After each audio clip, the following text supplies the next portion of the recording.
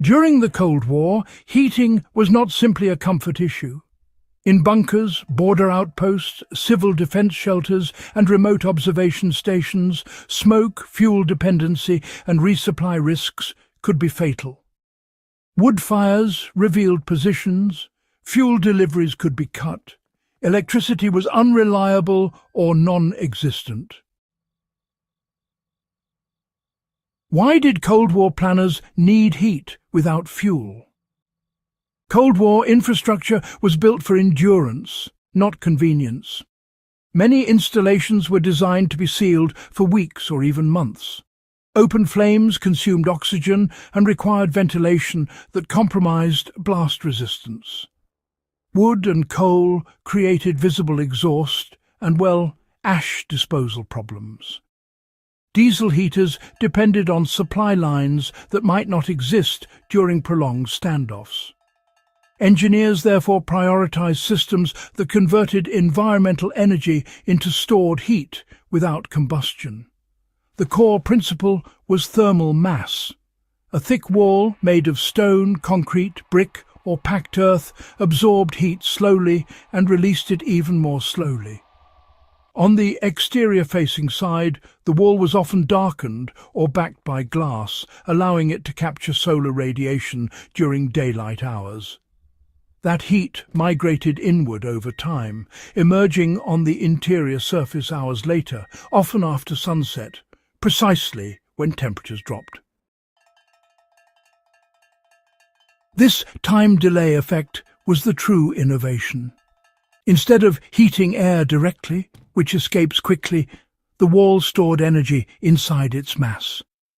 Once warmed, it radiated heat steadily into the interior space without drafts, flames, or fuel. Contrary to popular assumptions, the system did not require bright sunshine. Even diffused winter light carries thermal energy. The wall collected small amounts continuously. Its thickness prevented rapid cooling, meaning short sunny periods accumulated over days. Underground, or partially buried Cold War structures benefited even more, as surrounding earth stabilized temperature swings and reduced losses. In some designs, vents were added at the top and bottom of the wall cavity. During the day, warmed air rose into the room. At night, vents were closed and stored heat radiated inward. Even without vents, radiation alone provided meaningful warmth.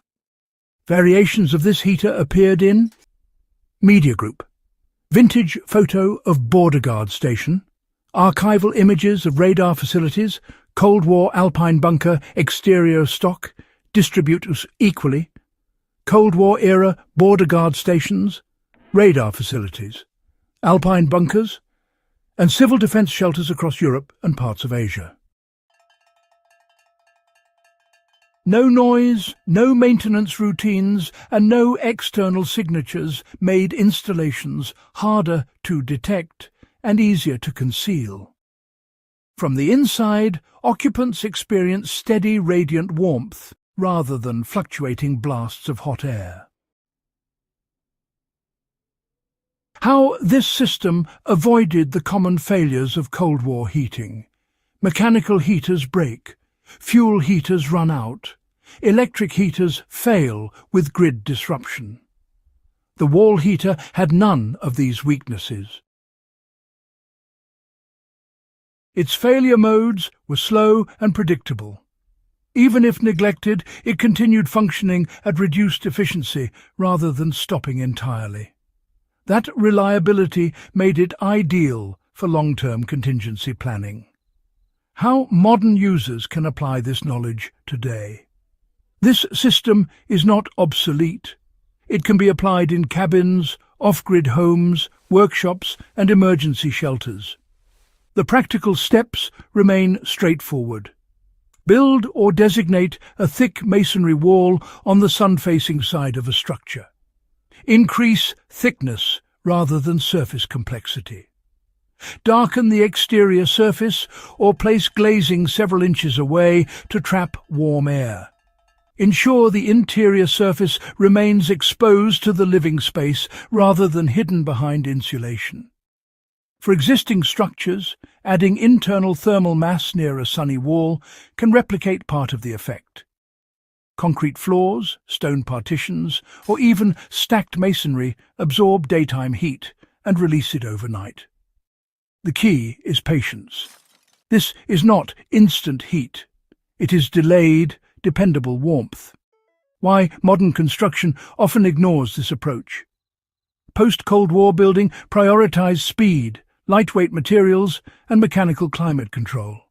Thin walls heat quickly, but lose heat just as fast. The wall heater requires planning, space, and respect for slow physics. Those values no longer dominate mainstream construction, despite rising energy costs.